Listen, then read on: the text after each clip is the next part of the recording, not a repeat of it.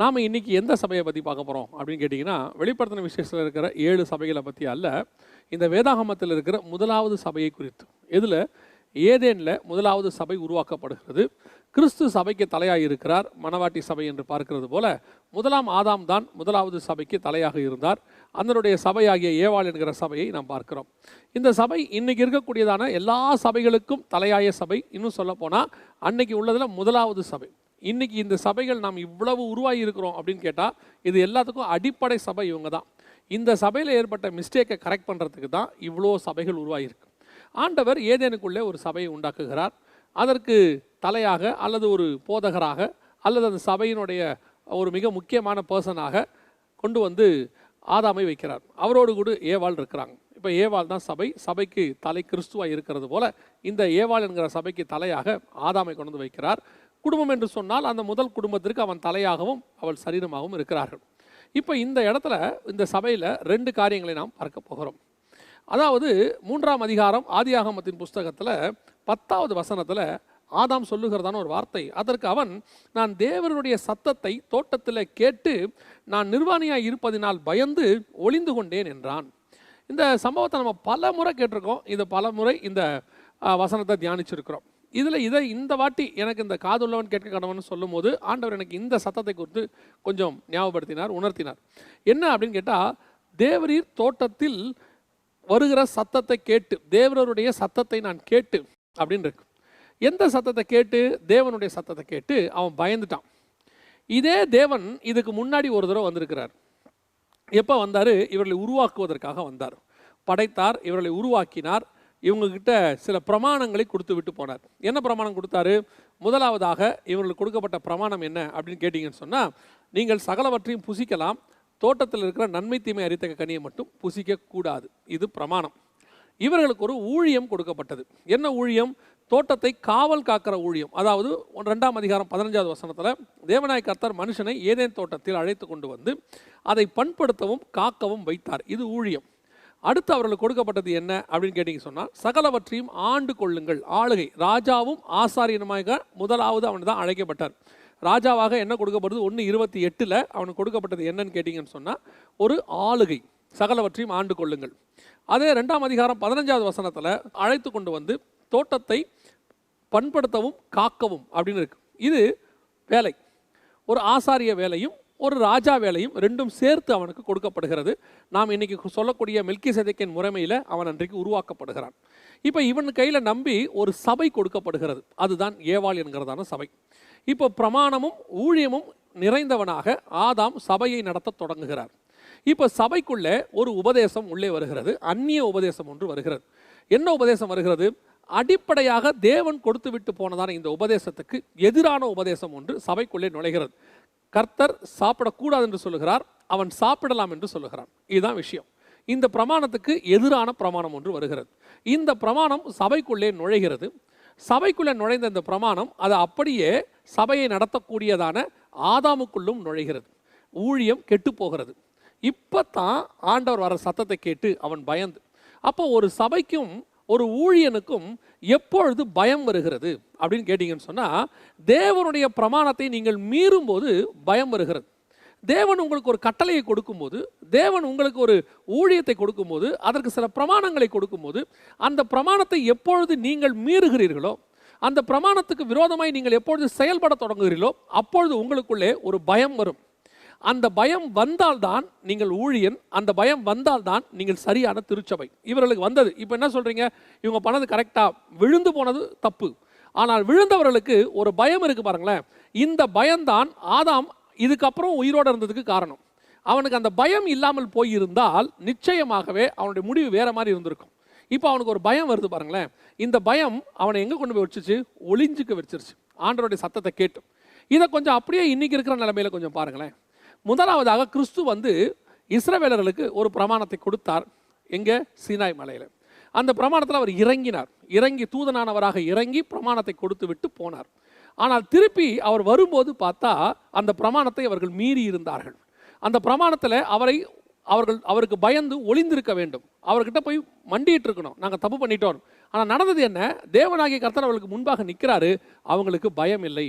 அவர்கள் என்ன செய்கிறார்கள்? அவரையே ஏற்று பேசுகிறார்கள். தேவனாகிய கர்த்தருக்கு விரோதமாக தங்கள் குதிங்காலை உயர்த்துகிறார்கள். அவரை சிலுவையில் அறையப்படுவதற்கு அவர்கள் எத்தனிக்கிறார்கள். இப்போ ரெண்டாவது, அவர்களுக்கு அந்த பயம் போய்விட்டது. இப்போ நமக்கு ஒரு பிரமாணம் கொடுத்திருக்காரு. இந்த பிரமாணம் நமக்கு கொடுக்கப்பட்டிருக்கிறது. நாம் கிருபையின் பிரமாணம் என்று சொல்லுகிறோம். இந்த பிரமாணத்தை, அதாவது சுயாதீன பிரமாணம், இதை நம்ம ஃபாலோ பண்றோம். இன்னைக்கு சபைகள் அதை ஃபாலோ பண்ணிக்கிட்டு இருக்கு. இந்த சபை ஃபாலோ பண்ணக்கூடிய இந்த பிரமாணம் திருப்பி கிறிஸ்து வரும்போது உங்களுக்கு ஒரு பயம் வரணும். இப்போ என்ன ஆகுது அப்படின்னு கேட்டிங்கன்னா, நிறைய பேர் சொல்லக்கூடியதான ஒரு வார்த்தை என்ன அப்படின்னா, ரெண்டாவது இயேசு வரப்போறார். இப்போ ரெண்டாவதாக தேவன் வருகிற சத்தம் கேட்குது. இப்போ நமக்கு சத்தம், அதாவது மணவாளன் வருகிறார் என்கிற சத்தம் கேட்டு, இப்போ அதே சத்தம் தான் ஆதாமுக்கும் கேட்குது. தேவனுடைய சத்தத்தை தோட்டத்தில் கேட்டு, இப்போ தேவன் அப்படி உள்ள வாக் பண்ணுற சவுண்ட் அவனுக்கு கேட்டுருச்சு. இந்த சவுண்டு கேட்ட உடனே அவனுக்கு ஒரு பயம் வந்துருச்சு. ஏன் பயம் வருது? முதலாவது பிரமாணம் அவருக்கு கொடுக்கும்போது, முதல் தடவை வந்து அவர் பிரமாணத்தை கொடுத்துட்டு போகும்போது அவனுக்கு பயம் இல்லை. தேவனோடு கூட உலாவுகிறான். தேவன் அவனை கூட்டிகிட்டு வராரு. கூட்டிகிட்டு வந்து இந்த தோட்டத்தை பண்படுத்துங்கிறார். இதை பார்த்துக்கோன்னு சொல்கிறார். அவன் கேட்டுக்கொள்கிறான். அடுத்து அவனுக்கு ஒரு ஏவாளை உண்டு பண்ணுறாரு. நித்திரையை எடுக்கிறார். அவனுக்கு ஒரு ஆப்ரேஷன் பண்ணுறாரு. ஏவாளை கொண்டு வர்றார் அவங்ககிட்ட. அதையும் அவன் ஏற்றுக்கொள்கிறான். இது எல்லாத்தையும் தேவன் மூலமாக அவன் சந்தோஷமாக செய்கிறான். தேவன் கூட உலாவுகிறான், சஞ்சரிக்கிறான், எல்லாம் செய்கிறான். ஆனால் எப்போ அவனுக்கு பயம் வந்துச்சு? எப்போ அவன் ஒளிஞ்சு கொண்டான்? ரெண்டாவது முறை வரும்போது. இன்னைக்கு நிறைய பேர் சொல்கிறாங்க, இயேசு கிறிஸ்து ரெண்டாவது வருகிறதை இவர்கள் பிரசங்கிக்கிறார்கள், பயமுறுத்துகிறார்கள் என்று சொல்லுகிறார்கள். எங்களுடைய வார்த்தை ஏன் உங்களுக்கு பயமாய் தோன்றுகிறது? உங்களுக்கு ஏன் அது பயத்தை ஏற்படுத்துது? நீங்கள் இப்போ என்ன சொல்கிறீங்க? அவர் வரதை கேட்டு ஜனங்களை வெள்ளம் வருது, அது அழிவு வரப்போகுது, வைரஸ் வருது, அதனால் இயேசு வரப்போகிறாருன்னு பயமுறுத்துறாங்க. நாங்கள் பயமுறுத்தலையே. இதெல்லாம் வரப்போகுது அப்படின்னு சொல்லி இயேசு வராருன்னு சொன்னால் உங்களுக்கு சந்தோஷம் தானே வரணும். ஏன் உங்களுக்கு சந்தோஷம் வராமல் பயம் வருது? யாருக்கு பயம் வரும்? எவன் பிரமாணத்தை மீறி இருக்கிறானோ, எவன் கீழ்ப்படியாமல் போய் இருக்கிறானோ, எவன் கர்த்தருக்கு விரோதமாய் செயல்பட்டானோ அவனுக்கு தான் பயம் வரணும். அப்படிப்பட்டவங்களுக்கு தான் பயம் உண்டாகணும். யாருக்கு சந்தோஷம் வரணும்? எங்கள் அப்பா வராரு, என்ன காத்திருந்த எங்கள் தேவன் வராரு. இப்போ பாருங்க, தேவன் நம்மை சந்திக்கிறாரு. தேவனுக்கு பயம் இருக்குதா? ஐயோ, நான் மனுஷனை பார்க்க போறேனே. எங்க வராரு? பாவம் நிறைந்த பூமிக்கு வராரு. வெறும் பாவமே உருவான பூமிக்குள்ள அவர் நம்மளை அழைத்து கொண்டு வரப்போறாரு. அப்படி அழைக்க வர தேவனுக்கு பயம் இருக்கா? அவர் வசனம் என்ன சொல்லுது? கர்த்தர் தாமே ஆரவாரத்தோடும் பிரதான தூதருடைய சத்தத்தோடும் தேவ எக்காலத்தோடும் இறங்கி வருகிறார். அவர் ஏன் வராரு? இப்போ இயேசு ரெண்டாவது பகிரங்கமாக வரும்போது கூட வச்சுக்கோங்க, இயேசு 1000 பரிசுத்தவானோட இறங்கி வரார். இறங்கி வரும்போது பூமி எப்படி இருக்கு? 100% கெட்டு போய் 100% அவருக்கு விரோதமாக எல்லாரையும் கூட்டிக் கொண்டு அர்மேகதான்ல அந்தி கிறிஸ்து யுத்தம் பண்ணும்படி வரப்போறார். இப்போ நியாயமாக இயேசு என்ன பண்ணணும்? ஒரு பயம் வரணும். என்ன பயம்? நான் வெறும் பாவம் நிறைந்த பூமிக்கு போகிறேன், வெறும் அக்கிரமம் நிறைந்ததான ஒரு ஜனங்கிட்ட சண்டை போட போகிறேன். எனக்கு ஜெயிக்க முடியுமோ ஜெயிக்க முடியாதோ தெரியாது. ஏன்னா நான் ஃபஸ்ட் டைம் போகும்போதே என்னை பிடிச்சி சிலுவையில் அரைஞ்சிட்டாங்க, செகண்ட் டைம் போகும்போது என்னவோ பண்ணுவாங்களோ அப்படின்ற பயம் இயேசுக்கு வருமா? வராது. ஏன் வராது? அவருக்கு தெரியும் நான் ஜெயிக்க போகிறேன். அவருக்கு தெரியும் நான் ஆளுகை செய்ய போகிறேன். அவருக்கு தெரியும் நான் இந்த மோசமான பூமியை பரிசுத்தமாய் மாற்ற போகிறேன். அப்போ வர்ற இயேசுக்கு பயம் இல்லைன்னா அவரை பார்க்க போற உங்களுக்கு மட்டும் ஏன் பயம் வருது? இப்போ நடக்கிற சம்பவத்தை பார்த்து ஏன் பயம் வருது? பயம் வருதுன்னா என்ன அர்த்தம்? நீ பிரமாணத்தை எங்கேயோ மீறி இருக்கிறன்னு அர்த்தம். பிரமாணத்தை மீறி அந்த பிரமாணத்துக்கு உரியவர் வரும்போது அவரை சந்திக்க ஒரு பயம் வருது. இப்போ அவன் போய் ஒளிந்து கொள்ளுகிறான்னு பார்க்குறான். இயேசு வருகிறார் என்பது ஒரு சந்தோஷமான விஷயம். இயேசு வர, இப்போ இவங்க பயத்தினோட உச்சத்துக்கு போயிட்டு அடுத்து இவங்க என்ன சொல்ல ஆரம்பிச்சிட்டாங்க தெரியுமா? இப்போ இயேசு வராருன்னு பிரசங்கம் பண்ணாதீங்க. ஏன் பண்ணாதீங்க? இயேசு வராருன்னு பிரசங்கம் பண்ணுறது பயமுறுத்துற மாதிரி இருக்கு. நீங்கள் ஏன் பயப்படுறீங்க? இது நாங்க ஒரு 2000 வருஷமா நான் காத்திருக்கிறதான என் தேவாதி தேவன் வரப்போறாருன்னா எனக்கு அது சந்தோஷமான விஷயம் இல்லையா? திருப்பி திருப்பி சொல்லணும். பாருங்க, ஒரு சினிமா நடிகர் வராரு, அரசியல்வாதி வரப்போறாருன்னா தொண்டர்கள் கூடி இருக்கிறாங்கன்னா அந்த மேடையில் 10 நிமிஷத்துக்கு ஒரு தடவை சொல்லிட்டே இருக்கிறான், ஐயா வரப்போறார், ஐயா வரப்போறார், அந்த இடத்த கிராஸ் பண்ணிட்டார், இந்த இடத்த கிராஸ் பண்ணிட்டாரு, மேடை கிட்ட வரப்போறாரு, சொல்லிக்கிட்டே இருக்கான். காரணம் என்ன? இதை சொல்ல சொல்ல கேட்குறவனுக்கு சந்தோஷங்க.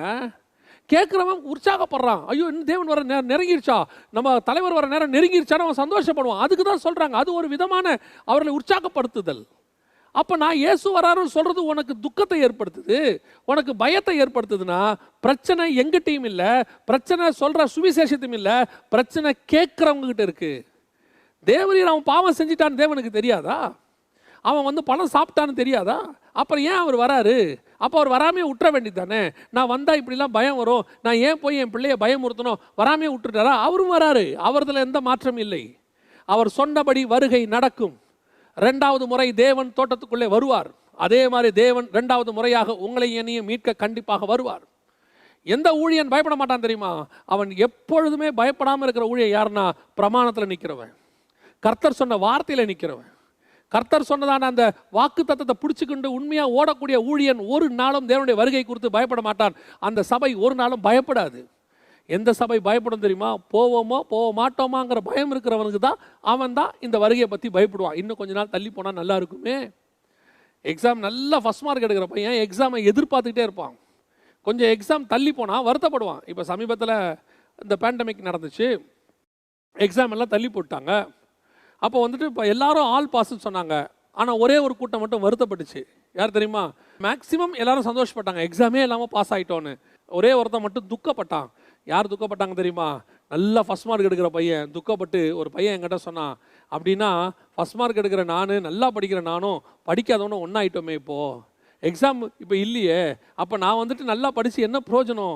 நான் எக்ஸாமை எதிர்பார்த்துக்கிட்டே இருந்தேன், எப்போ வந்து என்னுடைய டேலண்ட்டை ப்ரூஃப் பண்ணலாம் நான் எதிர்பார்த்துக்கிட்டு இருந்தேன். இப்போ எல்லாமே ஒன்றா போச்சு, நான் கஷ்டப்பட்டு ஏன் படிக்கணும்? அதே நேரத்தில் படிக்காதவன் என்ன பண்ணான்? சந்தோஷப்பட்டான்.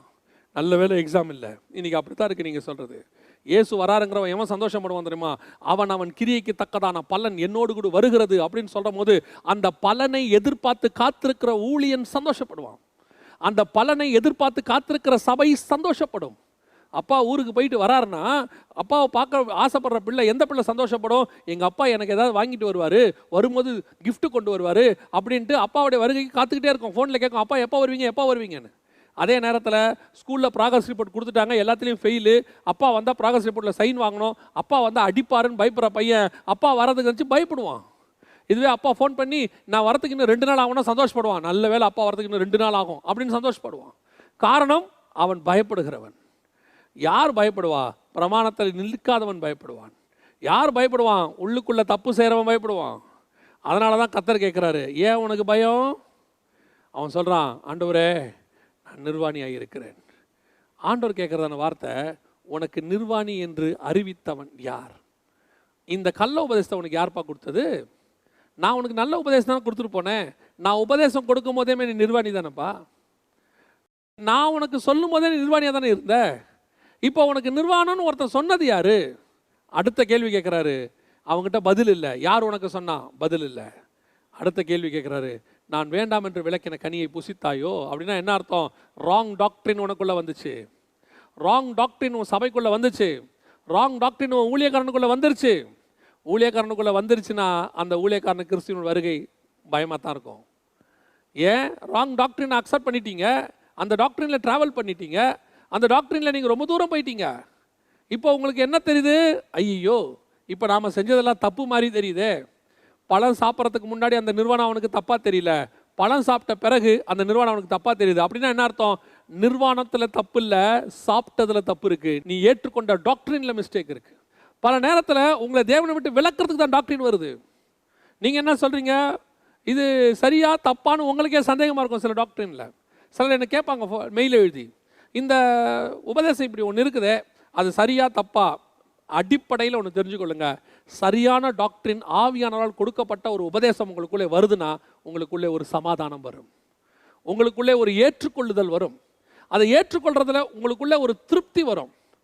எப்போ வேறொரு டாக்டரின் உங்களுக்கு, தேவனுக்கு இல்லாத டாக்டரின் உங்களுக்குள்ளே வருதோ, அதை சாப்பிட்ட உடனே உங்களுக்குள்ள ஒரு பயம் வரும், ஒரு கலக்கம் வரும், ஒரு விதமான தயக்கம் இருக்கும். இதை ஏற்றுக்கொள்ளலாமா வேணாம்? இப்போ நல்லா யோசிச்சு பாருங்கள். இயேசுவை ஃபஸ்ட்டு ஒருத்தர் உங்களுக்கு சொன்னாங்க, சொல்லும்பொழுது நீங்கள் சந்தேகப்பட்டு ஏற்றுக்கிட்டீங்களா? நீங்கள் இதை ஏற்றுக்கொள்ளலாமா வேணாமா, ஆராய்ச்சி பண்ணி பார்ப்போம், கொஞ்ச நாள் பைபிள் வாசிப்போம், சரியாக இருந்தால் ஏற்றுக்கொள்ள அப்படின்னு பண்ணீங்களா? சொன்ன உடனே சுவிசேஷம் உள்ளே வந்துச்சுல்ல, அந்த சுவிசேஷம் உங்களுக்குள்ள அக்செப்ட் ஆச்சுல்ல, உங்களை அறியாமலேயே ரட்சிப்பின் சந்தோஷம் வந்துச்சு, பாவ அறிக்கை பண்ணீங்க, அழுதிங்க. அவங்க சொன்னது என்னமோ இயேசு நேசிக்கிறாருங்கிற ஒரு வார்த்தை தான், ஆனால் அது உள்ளே வந்த உடனே ஆட்டோமேட்டிக்காக உங்களுக்குள்ளேயே அந்த மாற்றம், சந்தோஷம், சமாதானம் எல்லாம் வந்துச்சு. இப்போ இன்னொரு டாக்டரின் கொண்டு வந்து கொடுக்குறாங்க. ஆனால் அந்த டாக்டரினை கேட்கும்போது உங்களுக்குள்ள சந்தோஷம் வரலையே, உங்களுக்குள்ள ஒரு கலக்கம் வருது. அந்த டாக்டரினை கேட்கும்போது உங்களுக்குள்ள ஒரு பயம் வருது. நான் சொல்லுவேன், கர்த்தரிடத்திலிருந்து ஒரு வார்த்தை வரும்போது அது சமாதானமாக இருக்கும் இருதயத்துக்கு. இது ஸ்பிரிச்சுவலாக உணர்ந்தவங்களுக்கு நல்லா தெரியும்.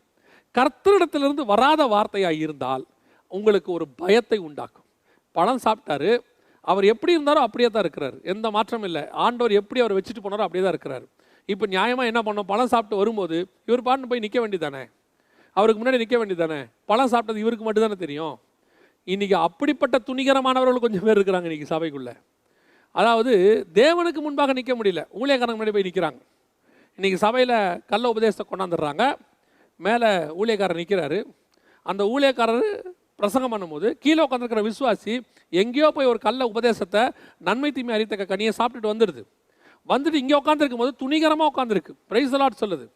ஆனால் நான் ஒன்று சொல்லுவேன், நீங்கள் தேவனைப் போல தேவ சாயலாக சொல்லுது, நமது ரூபத்தின்படி குமாரனின் சாயலுக்கு ஒப்பாக நீங்கள் மாறும்போது நீங்கள் சபையில் எழுந்திரிச்சு நின்னீங்கன்னா கல்லோபதேசக்காரன் உங்களை கண்டு பயப்படுவான்.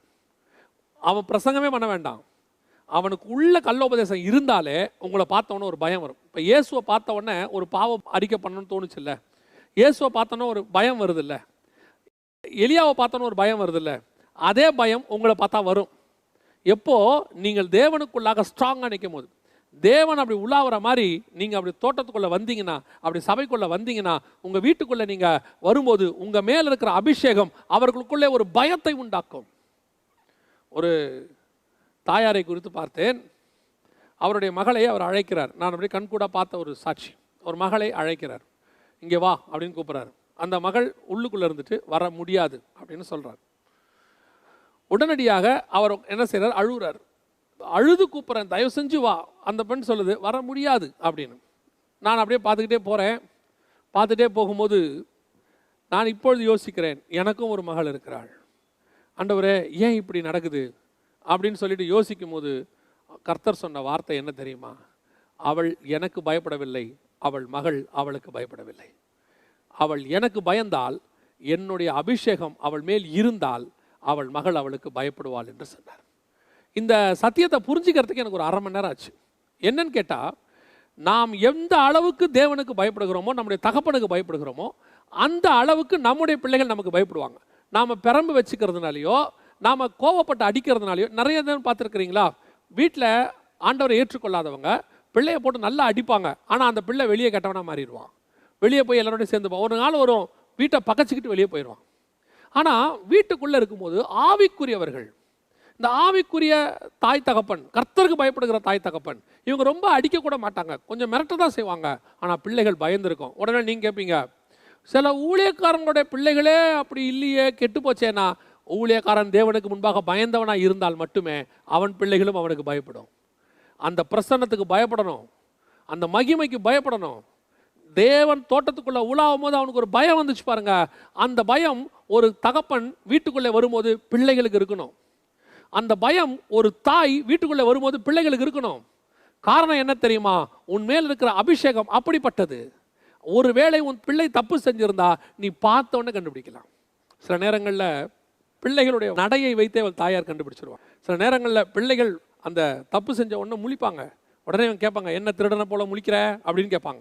என்னடா அவனுடைய ஆக்டிவிட்டீஸே மாறிடும் பாவம் வந்தோடனே. இது ஒரு சாதாரண தாய் தகப்பனுக்கே தெரியும். ஒரு ஆவிக்குரிய தாய் தகப்பனுக்கு அவனுடைய ஸ்பிரிச்சுவல் லைஃப்பில் தப்பு வந்தோடனே தெரியணும். அதே தான் சொல்கிறேன், ஒரு சபையை நடத்துகிற, ஒரு ஊழியத்தை நடத்துகிற, ஒரு ஆர்கனைசேஷன் நடத்துகிற ஒரு ஆவிக்குரியவனுக்கு, ஒரு ஊழியக்காரனுக்கு, உங்களுடைய ஆர்கனைசேஷன் உங்களை குறித்து அந்த ஆர்கனைசேஷனில் இருக்கிற எல்லாருக்கும் ஒரு பயம் இருக்கணும். அப்போனா என்ன செய்யணும், நீங்கள் உள்ளாவும் போது அவர்கள் உங்களை கண்டு பயப்படுவார்கள். அதே வேளையில் உன்னுடைய சபை நல்ல சபையாக இருக்குமானால், சத்தியத்துக்குள்ளே இருக்கிற சபையாக இருக்குமானால், நீங்கள் பேசும்போது அந்த சத்தத்தை அவர்கள் விரும்புவார்கள். அந்த அந்த அந்த அவங்க விருப்பத்தோடு அவங்க சத்தத்துக்கு ஓடி வருவாங்க. யார் சபைக்கு சத்தத்தோடு ஓடி வரமாட்டான் தெரியுமா? சர்பத்தின் சத்தத்தை கேட்டவன் உங்கள் சபைக்குள்ளே வரமாட்டான். சர்பத்தின் சத்தத்துக்கு செவி சாய்ச்சவன் உங்கள் சபைக்குள்ளே உங்கள் சத்தத்தை விரும்ப மாட்டான். அவன் போய் மரத்துக்கு பின்னாடி ஒளிஞ்சுப்பான். எதுக்கு பின்னாடி மறைஞ்சிக்கிட்டு நீங்கள் தேடி கண்டுபிடிக்கணும். அதில் அவன் பெருமையாக வேற சொல்லிக்கொள்வாங்க. என்ன சொல்லிக்கொள்வாங்க தெரியுமா? நான் எதுலையுமே என்னை காட்டிக்கொள்ள மாட்டேன். நான் உங்களுக்கு உண்மையை சொல்கிறேன், நீங்கள் தேவனுக்குள்ளே நல்ல ஆவியில் வளர்ந்தவங்களாக இருந்தால் ஊழியம் செய்யாமல் உங்களால் இருக்கவே முடியாது. சபையில் உங்களை எதுலையும் ஈடுபடுத்தி கொள்ளாமல் இருக்கவே முடியாது. தோட்டத்தில் உலாவுகிற தேவனுடைய சத்தம், அந்த சத்தத்தை அவன் கேட்டு பயந்தான். காரணம், அவன் பிரமாணத்தை மீறி இருந்தான். நீங்கள் பிரமாணத்தை கைக்கொள்ளுவர்களாக இருந்தால் தேவ சத்தம் உங்களுக்கு சந்தோஷமாக இருக்கும். கர்த்தருக்கு சித்தமானால் இதனுடைய தொடர்ச்சியை நாம் அடுத்த வாரமும் பார்க்கலாம். God bless you.